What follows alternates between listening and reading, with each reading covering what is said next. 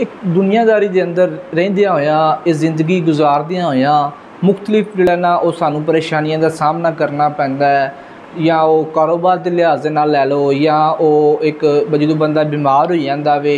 या वो मुख्तलिफ जिहड़ा ना घरेलू मामलात ऐसे हो जाते हैं जिसकी वजह के नाल बंदे मुख्तलिफ जिहड़े ने परेशानियां आ जांदियां या वो मुतल्लक जिहड़ा ना वो एक फैसले करने होंदे ने या कई ऐसे बंदे होंदे ने वो जिहड़े खुद फैसले नहीं कर सकते, खुद जिहड़ा ना वो एक डिसीजन नहीं ले सकते तो उन्होंने जिहड़ा ना वो किसी का सहारा लेना पैंदा वे या किसी दे कोलों जिहड़ा ना वो मशवरा लेना पैंदा है। तो जिस तरह तुसां एक मिसाल भी सुनी होनी है कि अगर जनाब तुहानू कोई मसला है तो वो जिहड़ा ना वो कोठे ते चढ़ के ना वो दवाई पावो ताकि उसका कोई हल निकले। तो वो इस तो ये नहीं कि हुण बंदा कोठे चढ़ के दवाई पान लग पे। वो इहदा ये मकसद है कि मसलन कि जिहड़ी एक मिसाल बनाई है साडे वो बजुर्ग असीं भी छोटे हुंदियां लैके ते हुण तक सुनते आने पे हाँ कि अगर तुहानू कोई भी मसला है तो उसकी जिहड़ा ना कोठे चढ़ के दवाई पाओ ताकि उसका एक हल निकले। तुहानू मिसाल देना अपने उत्ते बीती हुई इस हवाले दे नाल कि मेरा बेटा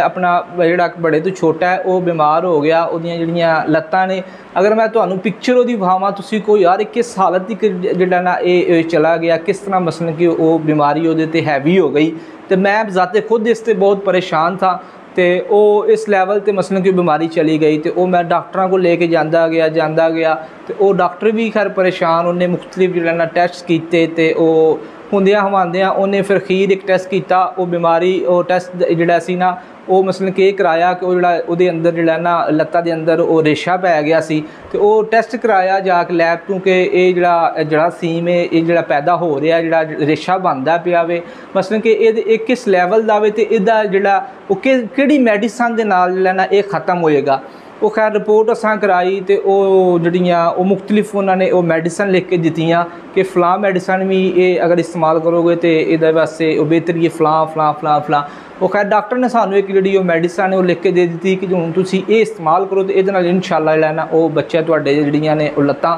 वो मसलन कि इस तरह गल गईयां सन दोवें तो बेहतर हो जाणगियां। तो वो असी लैके आ गया मैं बच्चे नूं तो दवाई खवांदा रहा तो वो मैनूं फर्क जिहड़ा सी ना वो वक्ती तौर नज़र आंदा सी जो दवाई खवानी बाद विच वो फिर ही हल होना ना। तो मैं बहुत परेशान कि की हो गया मैं फिर वो जिहड़ा मेरा दोस्त मिलना जिहड़ा कोई जनरल मिलना उहदे अगे जिहड़ा ना वो जिक्र करना कि यार यह मसला मेरा बच्चा जिहड़ा ना वो ठीक नहीं हो रहा वो यह मसला बनता पिया। एक दोस्त सी मेरा उन्हें दसिया कि इस तरह जिहड़ा तू फलां बंदा है अपना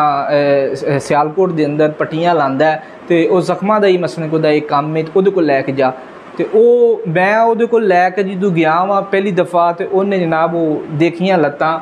तो अपना उहदा क्या कि इहदी सफाई करने आ वो सफाई खैर जो भी उन्हें करना सी वो कीता उन्हें उत्ते वो मलम ला छड़ी एक वो मलम की जिहड़ी है ना डब्बी उन्हें सानू दस रही कि एक घर लाइओ तो इनू जिहड़ा ना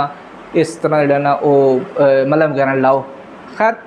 मैं एक दफ़ा सिर्फ उसदे कोल गया वा तो वो मलम जिहड़ी है वो घर लाई खैर हफ्ता एक लै लो एक हफ्ता जिहड़ा ना उसनू इस्तेमाल किया तो वो बच्चे दियां लत्तां इस तरह हो गई अल्लाह ने करम ऐसा किया कि जिहड़ा ना वो बिल्कुल ऐज लगता सी जिवें मसलन कि इन्हूं कोई परेशानी कोई नहीं जिहड़ी वो रेशा वगैरह पिया सी या जख्म जो भी बने सन तो वो बेहतर हो गए। तो ये गल तुहानू दस्सण दा मकसद है कि दोस्तों जदों भी कोई मसला बनता है जदों भी कोई परेशानी आती है तो एक तो अल्लाह का शुक्र अदा किया करो जिहड़ा ना शिकवा ना करया करो। तो दूसरे नंबर पर कोई ऐसे दोस्त देखो जिहड़े तुहाडे नाल मुखलिस ने उन्हां अगे गल्लां शेयर करया करो यार मैनू यह मसला है या मेरा फैमिली के अंदर इस तरह जिहड़ा ना वो मामला चलदे पे ने इहदा कोई हल दसो यार तो या मैनू यह बीमारी है यार इहदा की हल हो सकता या किहड़े डॉक्टर नूं मिला या किस तरह मसलन के या मेरा कारोबार यार इस लैवल ते जा रहा है तो या इसनूं मैं किस तरह करा कि ये बेहतर हो जाएगा। तो इस तरह फिर उस चीज़ का जिहड़ा ना एक हल निकल आता है तो वो जिहड़ी परेशानी के अंदर बंदा मुबतला होंदा है उसदी परेशानी जिहड़ी है वो थोड़ी जी बेहतर हो जाती है।